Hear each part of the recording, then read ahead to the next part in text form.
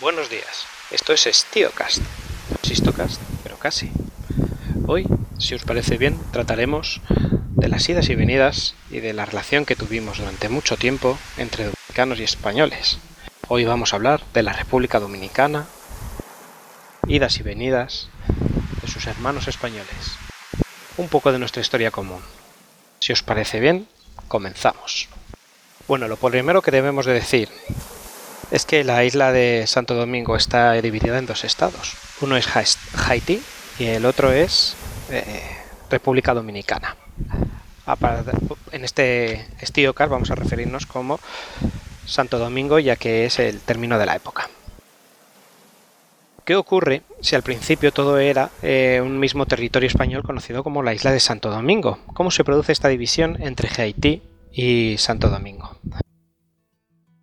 Ocurre que en el entorno del siglo XVII, la parte que hoy conocemos como Haití era refugio de piratas, en su gran mayoría de procedencia francés, aunque no único. Y ante la incapacidad de lidiar con ellos, las autoridades españolas lo que resolvieron era ceder el territorio a los franceses. Ya que no podían con ellos, pues se lo vendieron y se lo cedieron y dijeron, administradlo vosotros. Claro, esto dio ya una primera división en un mismo territorio pequeño, que es una isla, entre dos concepciones un poco diferentes, que se traducirían, por ejemplo, de una forma muy evidente en lo económico y que tendría sus repercusiones sociales. ¿A qué me refiero con esto? A que una vez fue su territorio, una vez fue colonia francesa, la zona del estado de Haití se llenó de una mentalidad de plantaciones de algodón de azúcar. Es decir, los colonos franceses resolvieron llenar su territorio de plantaciones de algodón y para ello tuvieron que importar grandes cantidades de hombres negros a los que sometieron a esclavitud para trabajar estos territorios. Ojo, aunque en menor medida la zona española también tenía esclavos, pero ellos se enfocaron mucho más en ganadería y en autoconsumo y en autoabastecimiento de los campos, no en grandes plantaciones de algodón. De esta suerte, a finales del siglo XVIII, el número de esclavos de Haití se aproximaba al 500.000, en tanto que los de Santo Domingo no llegaban a 15.000.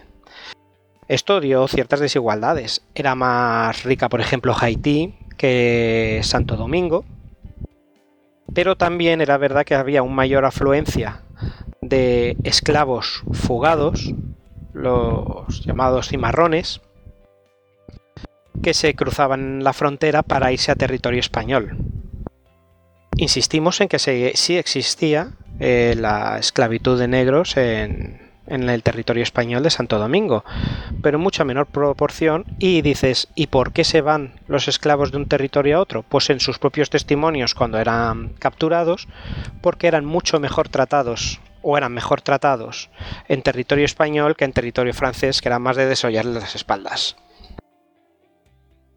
Esto ocurría así a pesar de que había largas temporadas en que los gobernadores dominicanos, ya fueran de Haití, ya fueran de Santo Domingo, pues se ponían de acuerdo, como el Pacto de Familia de 1761, en devolverse sus propiedades humanas, que es el concepto de aquella época. Estos esclavos son míos, me los tienes que devolver. Si tenían los papeles que podían demostrarlo, pues se devolvían los esclavos a su legítimo propietario. Esto, por duro que suena, es que era así en aquella época. Sin embargo, en 1764, el Consejo Español de Indias dictaminó de forma taxativa a una diligencia que decía, resuelta en la Real Cédula del 21 de octubre de este año, de 1764, que los fugitivos de otros países eran libres en el momento en que pisaban territorio español. Es más, les animaban a atraerlos suavemente mediante buenas palabras para que llevaran pues los valores de la época, una vida cristiana y productiva. Esto naturalmente crearía grandes tensiones entre el gobierno haitiano y el gobierno de Santo Domingo. En 1791 los esclavos haitianos hacen su revolución.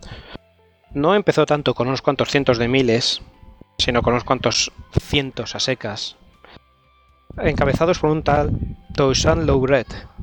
No era un esclavo, sino un liberto, y no exigían tanto la manumisión, sino un mejor trato y que se respetara la religión católica. Consiguió hacerse con un pequeño ejército de negros, antiguos esclavos, para luchar por su libertad, y con este objetivo se puso al servicio del rey de España. Pero aquí hubo una desdicha, una desgracia, una traición por parte del rey de España, y es que no aceptó este ejército, sino que en 1794 decidieron devolverles a la condición de esclavos, incluidos a este general. Es decir, los rechazaron. ¿Qué ocurrió? Que naturalmente Toussaint y su ejército se fueron de nuevo a ponerse al servicio de la bandera francesa. Los tiempos van pasando muy rápidamente en esta época. Estamos en 1793 y se produce la abolición de la esclavitud. También para todas las colonias francesas. Y eso cambia los roles de esclavistas y libertadores.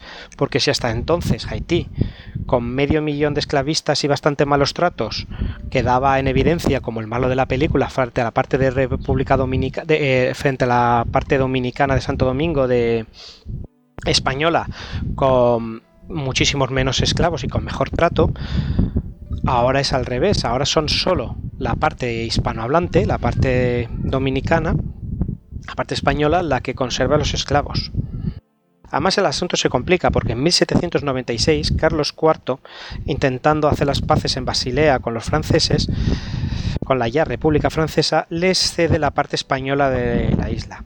Los dominicanos no lo aceptan, ni siquiera los propios esclavos, que no veían con buenos ojos la idea de mezclarse con los chicos de Haití. Las cosas se van a complicar aún todavía más, y vamos a volver a dar otra vuelta de roles, porque ocurre que en 1803 Napoleón, nuestro famoso Napoleón Bonaparte, deroga la abolición de la esclavitud, es decir, dice que la abolición de la esclavitud la tacha y hay que devolver las cosas a sus antiguos fueros, probablemente por los problemas e intereses económicos y políticos que dejaría con todas las colonias, que vivían en gran medida de la economía de esta esclavitud de plantaciones de azúcar. ¿Qué ocurre entonces? Que se dice que muchos antiguos esclavos, ahora libertos, vuelvan a su antigua condición. Muchos se rebelaron y así ocurrieron algunas matanzas, sobre todo las famosas matanzas de Haití, el famoso genocidio de la Revolución de Haití de Santo Domingo, donde dicen que mataron a más de 10.000 dominicanos.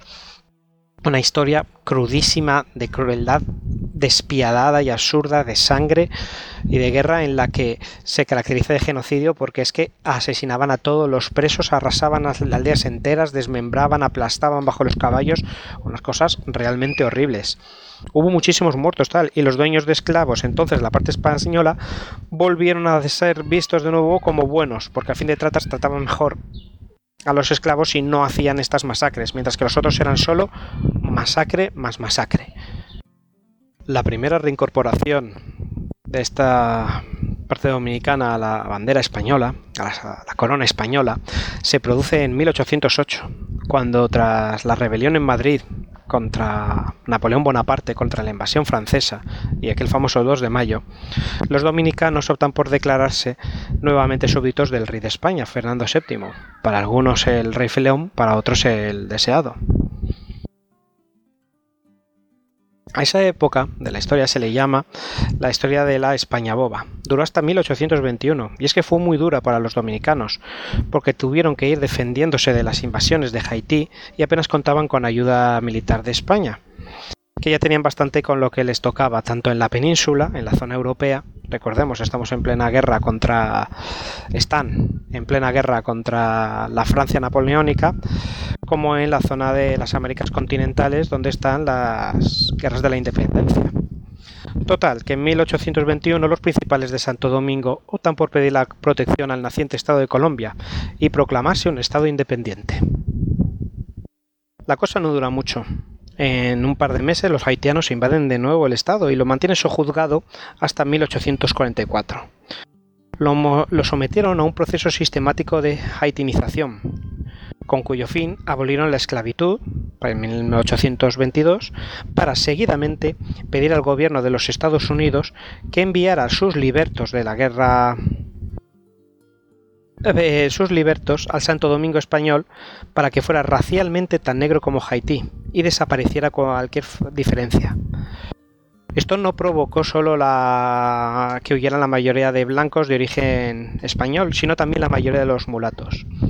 Este propósito de racialización, este propósito de homogenización de una sola raza en la isla, se ve también este propósito se infiere también de la legislación que respaldaba el gobierno de la época, en la que las autoridades haitianas prohibían a cualquiera que no fuera negro ocupar cargos públicos y poseer bienes inmuebles.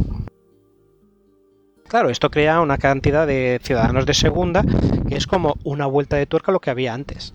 Antes, los amos son los blancos y tienen su sentido de la propiedad y tal y cual, y los negros son ciudadanos de segunda. En este caso la cosa va cambiando. Tenemos a los negros que están como ciudadanos de primera y a mulatos, mestizos y blancos como ciudadanos de segunda. Esto urde un levantamiento en 1843 que se fragua entre blancos, mulatos y también los negros, que lógicamente no estarían de acuerdo con este orden de las cosas, que es que no es asunto de razas el creer en la igualdad de todos. Triunfan, y de este modo nace la República Dominicana en 1844. Pero hay que decir que los gobernantes no lo hicieron bien.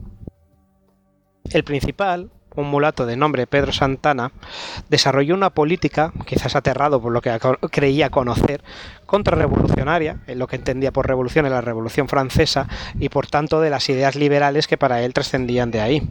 También contra los negros dominicanos y haitianos, a quienes había visto perpetrar las famosas matanzas y masacres del genocidio de Haití, en el que son masacrados más de entre 10.000 y 15.000 dominicanos, aplastados por caballos, pasados por las armas, presos, pueblos arrasados enteros. Habían visto en demasiado poco tiempo demasiada sangre levantisca. Y esto crea pues una serie de aversiones y una serie de prejuicios. A este mal hacer del gran gobierno del mulato Pedro Santana se unen los grandes problemas que tenía con las invasiones de Haití constantes para anexionarse al territorio de Santo Domingo y las ambiciones norteamericanas de la nueva nación pues en las zonas cercanas a su propio territorio, Cuba, Filipinas, Santo Domingo. En un nuevo intento haitiano de invasión en 1858, Santana opta por pedir ayuda militar al gobierno español de Isabel II, que en aquellos días era propicio a estas aventuras de prestigio colonial. Y ante la amenaza estadounidense no pide ya la ayuda, sino directamente la protección jurídica y la misma anexión. No espera respuesta y el 28 de marzo alza a la bandera de España en la torre del homenaje de las fortificaciones. Y el 19 de mayo el gobierno español acepta la conexión. Y esta es la última vez que Santo Domingo y España estuvieron bajo una misma bandera. Dura muy poco. En pocas semanas los independentistas se echan al monte e inician una guerra durísima. Y en 1865 el general Narváez opta por dar orden a los soldados españoles de regresar a la península. No vale la pena, a su parecer, mantener una guerra que cuesta tanta sangre en un territorio tan lejano y que confiere tantos problemas. De esta manera se separan, quizás definitivamente, por lo menos hasta hoy, la historia de las dos naciones, Santo Domingo y España, y no se restablecería la amistad hasta 1875, en que se firma un tratado de amistad y comercio. Y desde entonces cada nación va recordando la hermandad que les unió antiguamente, pero por caminos separados. Y con esto pues terminamos este Estíocast, que sabéis que debe de ser un formato más corto que el formato crucero que es nuestros habituales Histocast. Ya empezamos en breve nuestra nueva temporada de Histocast en septiembre y espero que hayáis disfrutado. Para mí ha sido un placer contaros este breve interludio de podcast para estos calores que nos asaltan y ya nos vemos en la próxima. Un saludo.